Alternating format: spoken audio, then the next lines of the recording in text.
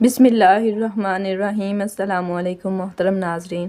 کچھ لوگ جمع ہو کر حضرت علی رضی اللہ تعالیٰ عنہ کے پاس آئے اور ان سے کہا، اے علی رضی اللہ تعالیٰ عنہ، ہم آپ کے پاس جمع ہو کر آئے ہیں۔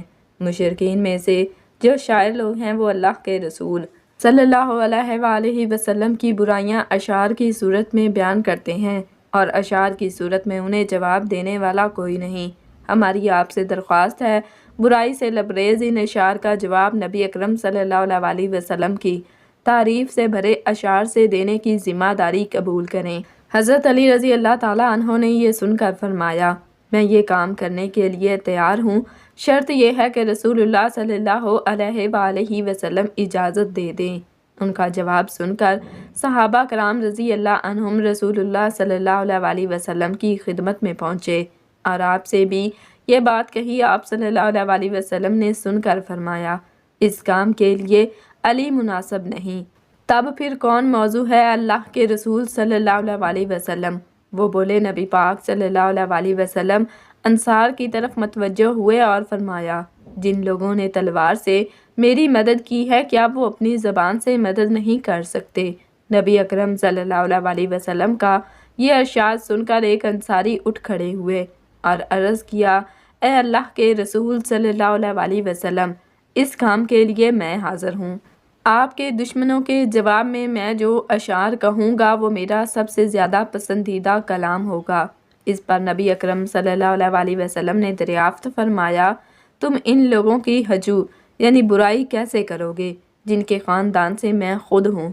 انہوں نے جواب میں عرض کیا، اے اللہ کے سچے رسول صلی اللہ علیہ وآلہ وسلم، میں آپ کے نسب کو ان میں سے اس طرح نکالوں جیسے گندے ہوئے آٹے میں سے بال کھینچ لیا جاتا ہے۔ آپ صلی اللہ علیہ وسلم نے انہیں تعریف کے انداز میں دیکھا اور مشرکوں کو جواب دینے کی ذمہ داری سونپ دی۔ پھر اہل زبان لوگوں نے دیکھا، انہوں نے اپنی شاعری سے مشرکوں کو منہ توڑ جواب دیا۔ اشعار میں ان کی برائیوں کا اپنی شاعری کے ذریعے ڈٹ کر جواب دیتے رہے۔ نبی اکرم صلی اللہ علیہ وسلم کی اپنے اشعار میں اس طرح تعریف کرنے لگے کہ مشرک ناخن چنے چبانے پر مجبور ہو گئے۔ یہ خوش نصیب شاعر حضرت حسان بن ثابت رضی اللہ تعالیٰ عنہ تھے۔ یہ سعادت ان کے حصے میں آئی۔ حضرت حسان بن ثابت رضی اللہ تعالیٰ عنہ کا تعلق قبیلہ خزرج سے تھا۔ انہیں شاعر رسول اللہ صلی اللہ علیہ وسلم کا لقب ملا۔ والدہ کا نام فریحہ تھا۔ یہ حضرت سعد بن عبادہ رضی اللہ تعالیٰ عنہ کے چچا زاد بھائی کی بیٹی تھی۔ انہیں بھی ایمان کی دولت نصیب ہوئی۔ حضرت حسان کے خاندان میں شعر و شاعری کا بہت شوق تھا۔ ان کے باپ دادا اور پردادا بھی شاعر تھے۔ خود انہوں نے شاعری میں وہ نمایاں کمال حاصل کیا کہ اپنے دور کے بہترین شاعر مانے گئے۔ آپ ہجرت نبوی سے تقریباً 65 سال پہلے پیدا ہوئے، یعنی جب نبی اکرم صلی اللہ علیہ وسلم نے نبوت کا اعلان فرمایا اس وقت آپ 52 سال کے لگ بھگ تھے۔ اپنی زندگی کا جتنا حصہ اسلام سے پہلے گزارا، قریب اتنا ہی حصہ اسلام کی حالت میں بسر کیا، گویا ان کی عمر 100 سال سے زیادہ تھی۔ آپ ہجرت نبوی کے موقع پر ایمان لائے، اس وقت تک ان کی شاعری کی دھوم ہو چکی تھی۔ بچہ انہیں ایک شاعر کی حیثیت سے جانتا تھا۔ اسلام سے پہلے شاعری ہی ان کا شوق تھا۔ اوس اور خزرج کی آپس کی لڑائیوں میں وہ اپنے قبیلہ کی تعریف میں اشعار کہتے تھے اور اس کو انتقامی کارروائیوں پر ابھارتے تھے۔ لڑائیوں سے فرصت ملتی تو بادشاہوں کے درباروں میں چلے جاتے، ان کی شان میں قصیدے کہہ کر انعام حاصل کرتے۔ اسلام لانے کے بعد نبی کریم صلی اللہ علیہ وسلم نے انہیں مشرکین کے اشعار کا جواب دینے کی ذمہ داری سونپی۔ ان کے لیے مسجد نبوی میں منبر بچھایا جاتا تھا جس پر بیٹھ کر وہ کفار کے اشعار کا جواب دیا کرتے تھے اور نبی صلی اللہ علیہ وسلم کی شان میں اشعار پڑھتے تھے۔ یہ اشعار کفار کے سینوں پر سانپ کی طرح لوٹتے تھے۔ ایک بار کسی کافر نے آپ صلی اللہ علیہ وسلم کی شان میں اشعار کی صورت میں برائی کی۔ آپ نے حضرت حسان بن ثابت رضی اللہ تعالیٰ عنہ سے فرمایا، اے حسان، میری طرف سے جواب دیں۔ ساتھ ہی آپ نے فرمایا، الہی احسان کی مدد فرما۔ ایک اور موقع پر آپ صلی اللہ علیہ وسلم نے فرمایا، اے حسان، مشرکین کے خلاف اشعار پڑھیں، جبریل آپ کے ساتھ ہیں۔ نبی صلی اللہ علیہ وسلم نے بہت سے موقعوں پر حضرت حسان رضی اللہ تعالیٰ عنہ کے اشعار کی تعریف بیان فرمائی، انہیں دعائیں دیں اور مشرکین کی یا وہ گوئی کا جواب دینے کی ہدایت فرمائی۔ حضرت حسان رضی اللہ تعالیٰ عنہ نے قریب تمام غزوات میں اور تمام اہم موقعوں پر اہل حق کی حمایت میں اشعار پڑھے، مشرکین کے خلاف ایسا کلام پڑھا کہ ان کے سینے چھلنی ہو گئے۔ ایک مرتبہ کسی مشرک کے ہجو اشعار میں برائی کا جواب دیتے ہوئے انہوں نے یہ شعر کہے، ترجمہ: تو نے محمد صلی اللہ علیہ وسلم کی ہجو کی تو میں نے آپ کی طرف سے اس کا جواب دیا، اور میں اس بات کی جزا اللہ کے ہاں ہے، اور ہم میں اللہ کا امین جبرائیل ہے جس کا کوئی ہمسر نہیں، ہاں اللہ کے ہاں تیری جزا جنت ہے۔ غزوہ بدر اور غزوہ احد اور غزوہ احزاب میں انہوں نے بہت پرجوش اشعار پڑھے۔ اسی طرح کعب بن اشرف یہودی کے قتل پر اپنے اشعار میں بے پناہ خوشی کا اظہار کیا۔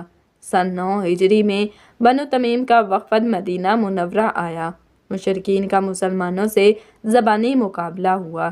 اس موقع پر مشرکین کی طرف سے ان کے شاعر زبرقان بن بدر نے اپنی قوم کی تعریف میں بہت سے اشعار پڑھے۔ نبی کریم صلی اللہ علیہ وسلم نے حضرت حسان رضی اللہ تعالیٰ عنہ کو حکم دیا کہ اٹھو اور زبرقان کو جواب دو۔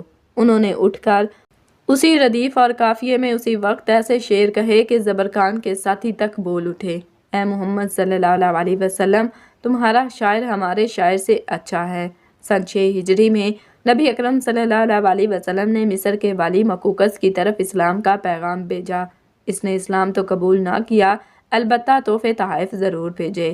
ان تحائف میں 2 قبطی بہنیں حضرت ماریہ رضی اللہ تعالیٰ عنہا اور سیرین رضی اللہ تعالیٰ عنہا بھی تھیں۔ نبی اکرم صلی اللہ علیہ وسلم نے حضرت ماریہ رضی اللہ تعالیٰ عنہا سے خود نکاح فرمایا، جبکہ سیرین رضی اللہ تعالیٰ عنہا کو حضرت حسان بن ثابت رضی اللہ تعالیٰ عنہ کے حوالے کر دیا۔ انہوں نے ان سے شادی کر لی۔ اس طرح حضرت حسان رضی اللہ تعالیٰ عنہ نبی اکرم صلی اللہ علیہ وسلم کے ہم زلف بن گئے۔ ام المومنین حضرت ماریہ رضی اللہ تعالیٰ عنہا سے آپ صلی اللہ علیہ وسلم کے ہاں حضرت ابراہیم رضی اللہ تعالیٰ عنہ پیدا ہوئے، جبکہ سیرین رضی اللہ تعالیٰ عنہا سے حضرت حسان بن ثابت رضی اللہ تعالیٰ عنہ کے ہاں عبد الرحمن پیدا ہوئے۔ یہ دونوں خالہ زاد بھائی ہوئے۔ حضرت حسان بن ثابت رضی اللہ تعالیٰ عنہ نبی اکرم صلی اللہ علیہ وسلم کی وفات کے بعد بھی کافی مدت تک زندہ رہے۔ ان دنوں یہ مسجد نبوی کے صحن میں بیٹھ کر لوگوں کو اپنے اشعار سناتے تھے۔ حضرت عمر رضی اللہ تعالیٰ عنہ کے زمانے میں اسی طرح ایک دن شعر پڑھ رہے تھے کہ حضرت عمر رضی اللہ تعالیٰ عنہ آ گئے۔ انہوں نے فرمایا، مسجد میں بیٹھ کر اشعار نہ پڑھیں۔ حضرت حسان رضی اللہ تعالیٰ عنہ جلال میں آ کے فرمایا، میں نبی اکرم صلی اللہ علیہ وسلم کے سامنے مسجد میں اشعار پڑھتا رہا ہوں۔ حضرت عمر رضی اللہ تعالیٰ عنہ ان کا جواب سن کر خاموش ہو گئے۔ حضرت حسان بن ثابت رضی اللہ تعالیٰ عنہ کا سب سے بڑا اعزاز یہ ہے کہ آپ نبی اکرم صلی اللہ علیہ وسلم کے شاعر تھے۔ آپ نے حضرت امیر معاویہ رضی اللہ تعالیٰ عنہ کے عہد خلافت میں سن 54 ہجری میں وفات پائی۔ اس وقت ان کی عمر 120 سال کے لگ بھگ تھی۔ کافروں کے مقابلے میں آپ رضی اللہ تعالیٰ عنہ نے جو اشعار کہے سیرت اور تاریخ کی کتب میں موجود ہیں۔ آپ اشعار کے ذریعے انہیں منہ توڑ جواب دیتے تھے۔ رسول اللہ صلی اللہ علیہ وآلہ وسلم کی شان میں آپ رضی اللہ تعالیٰ عنہ کے کہے ہوئے چند اشعار کا ترجمہ یہ ہے، اے اللہ کے رسول صلی اللہ علیہ وآلہ وسلم، آپ سے زیادہ حسین میری آنکھوں نے ہرگز نہیں دیکھا، اور نہ آپ سے زیادہ خوبرو کسی عورت نے کوئی بچہ جنا۔ آپ ہر عیب سے پاک پیدا کیے گئے، گویا آپ جیسا پسند فرماتے تھے ویسے ہی پیدا ہوئے، یعنی معلوم ہوتا ہے کہ خالق نے آپ کو آپ کی مرضی اور منشا کے عین مطابق پیدا کیا ہے۔ وہ اللہ کے ایک نبی ہیں جو مایوسی اور انبیاء کے گزرنے کے بعد ہمارے پاس تشریف لائے۔ جب دنیا میں نبیوں کی پوجا ہونے لگی تھی، وہ ہمارے لیے روشن چراغ بن گئے اور ہادی۔ وہ اس طرح چمکتے ہوئے نمودار ہوئے جیسا کہ تیز کی ہوئی تلوار چمکتی ہے۔ انہوں نے ہمیں آتش جہنم سے ڈرایا اور جنت کی خوشخبری سنائی۔ انہوں نے ہمیں اسلام کی تعلیم دی جس پر ہم اللہ کا شکر ادا کرتے ہیں۔ ہجرت کے موقع پر انہوں نے یہ اشعار کہے، بے شک وہ قوم نامراد ہوئی جن کے پاس سے ان کا نبی چلا گیا، اور ان لوگوں نے عزت پائی جن کے پاس وہ تشریف لے گئے، اور وہ صبح و شام سفر طے کر کے پہنچے۔ جس قوم سے اس کا پیغمبر چلا گیا اس کی عقل بھی جاتی رہی، اور جن لوگوں میں تشریف لا کر پیغمبر نے قیام فرمایا انہیں اپنے نور سے روشن کر دیا۔ اہل مدینہ کے رب نے انہیں گمراہی کے بعد ہدایت نصیب فرمائی اور انہیں سیدھا رستہ دکھایا۔ جو حق کی پیروی کرتا ہے وہ ہدایت پاتا ہے۔ ان چند اشعار سے حضرت حسان بن ثابت رضی اللہ تعالیٰ عنہ کی رسول اللہ صلی اللہ علیہ وسلم سے محبت کا اندازہ لگایا جا سکتا ہے۔ اس قسم کے سینکڑوں اشعار ان کے دیوان میں جگہ جگہ موجود ہیں۔ دعا ہے کہ اللہ پاک ہمیں صحابہ کرام رضوان اللہ اجمعین کے نقش قدم پر چلنے کی توفیق عطا فرمائے، آمین۔ دوسرا واقعہ سماعت فرمائے۔ حضرت امام شافعی رحمۃ اللہ علیہ فرماتے ہیں کہ میں ایک دن منا کے بازار میں تھا، حج کے ایام تھے۔ فرماتے ہیں کہ جمرات سے فراغت ہوئی تو مجھے ایک بوڑھا آدمی ملا۔ تھوڑی دیر اس نے مجھے دیکھا، پھر کہنے لگا، تجھے اللہ کا واسطہ تو میری دعوت قبول کر لے۔ فرماتے ہیں میں نے اس کی دعوت قبول کر لی۔ وہ شخص بھی ایسا بے تکلف کہ جو اس کے پاس تھا پیش کر دیا۔ اس نے روٹی کا ایک ٹکڑا نکالا اور وہی دسترخوان پر رکھ دیا اور کہنے لگا، کھاؤ۔ میں نے کھانا شروع کر دیا۔ وہ مجھے دیکھتا رہا اور کہنے لگا کہ مجھے ڈر لگتا ہے کہ تو قریشی ہے۔ میں نے کہا ہاں، لیکن تجھے کیسے پتہ چلا؟ اس نے کہا کہ یہ قریشی دعوت دینے میں بھی بے تکلف ہوتے ہیں اور قبول کرنے میں بھی۔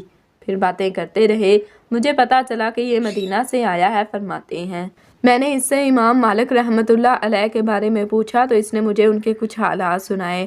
جب اس نے دیکھا کہ میں بڑے شوق سے ان کے حالات پوچھ رہا ہوں تو وہ کہنے لگا کہ اگر آپ مدینہ جانا چاہتے ہیں تو یہ خاکی رنگ کا اونٹ ہمارے پاس خالی ہے، یہ ہم آپ کو دے دیں گے، آپ مدینہ پہنچ جائیں گے۔ کہنے لگے کہ میں تو پہلے سے ہی تیار تھا، لہٰذا میں نے حامی بھر لی۔ فرماتے ہیں میں قافلہ کے ساتھ سوار ہوا، ہمیں راستے میں مکہ مکرمہ سے مدینہ منورہ پہنچنے میں 16 دن لگے، اور اسی دوران میں نے 16 قرآن مجید پڑھ لیے۔ آج یہ حال ہے کہ حج کرنے آتے ہیں، 10 دن مدینہ گزار کر آتے ہیں، ایک قرآن مجید ہی مکمل کرنے کی توفیق نہیں ہوتی۔ ہمارے اسلاف جب حج کے لیے آتے جاتے تھے تو سینکڑوں لوگ ان کے ہاتھوں پر کلمہ پڑھ کر مسلمان ہوا کرتے تھے، اور آج حج کر کے آتے ہیں، خود مسلمان بن کر صحیح طرح سے نہیں آتے، واپس آ کر پھر گناہوں کی طرف چل دیتے ہیں۔ الغرض حضرت امام شافعی رحمۃ اللہ علیہ نے حالت سفر میں 16 دن میں 16 قرآن مجید پورے کیے، اور فرماتے ہیں جب ہم مسجد نبوی میں پہنچے تو نماز کے بعد میں نے دیکھا کہ ایک آدمی اونچے قد کا ہے اور اس نے تہبند باندھا ہے اور ایک چادر لپیٹی ہوئی ہے۔ وہ ایک اونچی جگہ بیٹھ گیا اور کہنے لگا، کالا کالا رسول اللہ صلی اللہ علیہ وسلم، اور لوگ اس کے ارد گرد بیٹھ گئے تو میں سمجھ گیا کہ یہی امام مالک رحمۃ اللہ علیہ ہوں گے۔ یہ وہ ایام تھے جب امام مالک رحمۃ اللہ علیہ احادیث کا املا کرا رہے تھے۔ موطا امام مالک کی جو احادیث ہیں ان کو لکھوا رہے تھے۔ میں نے ایک تنکا اٹھا لیا اور دل میں یہ سوچا کہ یہ میرا قلم ہے، اور ہاتھ سامنے کر لیا اور سوچا کہ یہ میری کاپی ہے، اور میں نے اپنی زبان سے اس تنکے کو زبان سے لگایا کہ جیسے میں اس کو سیاہی لگا رہا ہوں، اور ہتھیلی پر لکھنا شروع کر دیا۔ اب طلباء کاغذوں پر لکھ رہے ہیں، چنانچہ میں نے بھی ان سے املا کی نسبت حاصل کرنے کے لیے ہتھیلی پر لکھنا شروع کر دیا۔ کہنے لگے اسی دوران امام مالک رحمۃ اللہ علیہ نے میری طرف دیکھا۔ انہوں نے اس محفل میں 127 احادیث لکھوائیں۔ جب اگلی نماز کا وقت آیا تو محفل برخاست ہو گئی، طلباء چلے گئے۔ امام شافعی رحمۃ اللہ علیہ فرماتے ہیں کہ امام مالک رحمۃ اللہ علیہ نے مجھے دیکھا تو اپنی طرف بلایا اور مجھ سے کہا، تو اجنبی معلوم ہوتا ہے؟ میں نے کہا جی ہاں، میں مکہ مکرمہ سے آیا ہوں۔ کہنے لگے کہ تو ہتھیلی پر کیا کر رہا تھا؟ میں نے کہا کہ میں احادیث لکھ رہا تھا۔ کہا کہ دکھاؤ۔ میں نے جو دکھایا تو ہتھیلی پر تو کچھ لکھا ہوا ہی نہیں تھا۔ انہوں نے کہا کہ یہاں تو کچھ نہیں لکھا۔ میں نے کہا کہ حضرت نہ میرے پاس قلم تھا نہ کاغذ، میں تو جو آپ املا لکھوا رہے تھے اس کی نسبت حاصل کرنے کے لیے ایک تنکے سے بیٹھا ہوا ہتھیلی پر لکھ رہا تھا۔ اس پر امام مالک رحمۃ اللہ علیہ بہت ناراض ہوئے کہ یہ تو حدیث پاک کے ادب کے خلاف ہے کہ تم نے اس طرح سے لکھا۔ میں نے کہا کہ حضرت میں تو ظاہری مناسبت کے لیے ہاتھ پر تنکا چلا رہا تھا، حقیقت میں تو حدیث پاک دل میں لکھ رہا تھا۔ کہتے ہیں کہ امام مالک رحمۃ اللہ علیہ نے فرمایا کہ اچھا اگر تو دل میں لکھ رہا تھا تو مجھے چند روایتیں اس میں سے سناؤ تو میں تجھے جانوں۔ فرمانے لگے کہ میں نے ان کو 1 سے لے کر 127 حدیثیں متن اور سند کے ساتھ سنا دی۔ یہ علم 127 حدیثیں جس ترتیب سے لکھوائی گئی تھیں تمام اسی ترتیب پر ان کو سنا دی۔ فرماتے ہیں کہ امام مالک رحمۃ اللہ علیہ بڑے خوش ہوئے، کہنے لگے کہ اچھا ہے نوجوان، تو میرا مہمان بن جا۔ اندھے کو کیا چاہیے؟ 2 آنکھیں۔ میں تو پہلے ہی سے تیار تھا۔ میں نے کہا کہ حضرت میں تیار ہوں۔ امام مالک رحمۃ اللہ علیہ گھر تشریف لے گئے۔ امام مالک رحمۃ اللہ علیہ کے گھر میں ان کی بیٹیاں تھیں اور وہ عالمہ تھیں، احادیث کی حافظہ تھیں، قرآن مجید کی حافظہ تھیں، بہت متقیہ، پاک صاف زندگی گزارنے والی عورتیں۔ حتیٰ کہ کتابوں میں لکھا ہے کہ اتنا علم رکھتی تھیں کہ امام مالک رحمۃ اللہ علیہ کئی مرتبہ حدیث کا درس مسجد نبوی میں دیتے اور وہ پردے کے پیچھے بیٹھ کر حدیث کے درس میں شریک ہوتی، اور ان کا علمی معیار اتنا اونچا تھا کہ کئی مرتبہ ان کا شاگرد جب کسی حدیث پاک کی تلاوت کرتا اور عبادت میں کہیں غلطی کرتا تو ان کی بیٹیاں لکڑی کے اوپر لکڑی مار کر آواز کرتیں، جس سے امام مالک رحمۃ اللہ علیہ سمجھ جاتے کہ پڑھنے والے نے غلطی کی ہے۔ امام مالک رحمۃ اللہ علیہ نے جا کر گھر میں بتایا کہ آج ایک عالم آ رہے ہیں اور وہ بڑے دانا ہیں اور بڑا علم کا شوق ہے۔ وہ تو بہرحال امام شافعی رحمۃ اللہ علیہ تھے۔ انہوں نے گھر میں کھانے کا بڑا اہتمام کیا، بستر لگایا، مصلی بچھایا، لوٹا پانی کا بھر کر رکھا۔ امام شافعی رحمۃ اللہ علیہ نے کھانا کھایا اور لیٹ گئے۔ صبح کو امام مالک رحمۃ اللہ علیہ کے ساتھ مسجد میں آ گئے۔ جب اشراق کی نماز پڑھ کر واپس گھر گئے تو امام مالک رحمۃ اللہ علیہ نے فرمایا کہ میری بیٹیوں کو آپ پر ایک اعتراض واقع ہوا ہے اور میں آپ سے پوچھتا ہوں۔ یہ سچے لوگ تھے، کھرے لوگ تھے، صاف بات کرتے تھے۔ فرمایا کہ یہ بچیاں کہہ رہی ہیں کہ ابو آپ نے تو یہ کہا تھا کہ یہ بڑے نیک اور اچھے انسان ہیں، لیکن ہمیں ان پر اشکال واقع ہوا ہے۔ پہلا اعتراض یہ ہے کہ جتنا کھانا ہم نے بنا کر بھیجا تھا وہ تو کئی آدمیوں کے لیے کافی تھا۔ ماشاءاللہ یہ اکیلے مہمان بالکل صاف ہو کر برتن واپس آئے کہ ہمیں دھونے کی بھی ضرورت پیش نہ آئی۔ دوسرا یہ کہ ہم نے مصلی بچھا کر رکھا اور پانی کا برتن بھر کر رکھا، لیکن جیسا مصلی بچھا تھا صبح کو ویسے ہی رکھا ہوا ملا اور پانی بھی جوں کا توں تھا۔ لگتا ہے کہ تہجد کی نماز بھی نہیں پڑھی، اور پھر مسجد میں تو وضو کا انتظام بھی نہیں۔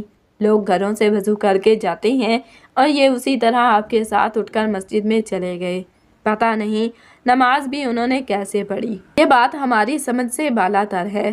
امام شافعی رحمۃ اللہ علیہ نے جواب دیا کہ حضرت بات یہ ہے کہ جب میں نے آپ کے یہاں کھانا کھایا تو کھانے میں اتنا نور تھا کہ ہر لقمہ کھانے پر مجھے سینہ نور سے بھرتا نظر آتا، تو میں نے سوچا کہ ممکن ہے اتنا حلال مال زندگی بھر میسر نہ ہو، کیوں نہ میں اسے جزو بدن بناؤں۔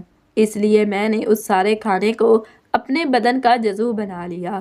اللہ اکبر فرماتے ہیں کہ پھر میں لیٹ گیا، لیکن کھانے کا نور اتنا تھا کہ نیند غائب تو میں احادیث میں غور کرتا رہا کہ ایک حدیث میرے پیش نظر رہی کہ نبی صلی اللہ علیہ وسلم نے چھوٹے بچے کو جس کا پرندہ مر گیا تھا پیار محبت سے کہا تھا، یا ابا عمیر ما فعل النغیر۔ تو یہ چند الفاظ تھے، میں ان کے اندر غور کرتا رہا اور آج کی رات میں نے ان چند الفاظ سے فقہ کے 40 مسائل اخذ کر لیے۔ اتنی سی عبارت یا ابا عمیر کی کنیت کیسی ہونی چاہیے، بچوں سے انداز تخاطب کیسا ہونا چاہیے، کسی کے دل کی مطالفت کے لیے کیسی بات کرنی چاہیے، یا ابا عمیر ما فعل النغیر، صرف اس میں غور کر کے میں نے 40 فقہ کے مسائل اخذ کر لیے۔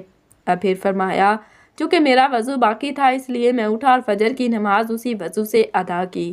ہمارے اسلاف کا یہ حال تھا تو سب سے پہلا قدم علم حاصل کرنا اور دوسرا قدم اس علم کے اوپر عمل کرنا، لیکن عمل کرنے کے ساتھ کام ختم نہیں ہوتا، ایک قدم اور اٹھانا ضروری ہے اور اس کو کہتے ہیں اطلاس پیدا کرنا۔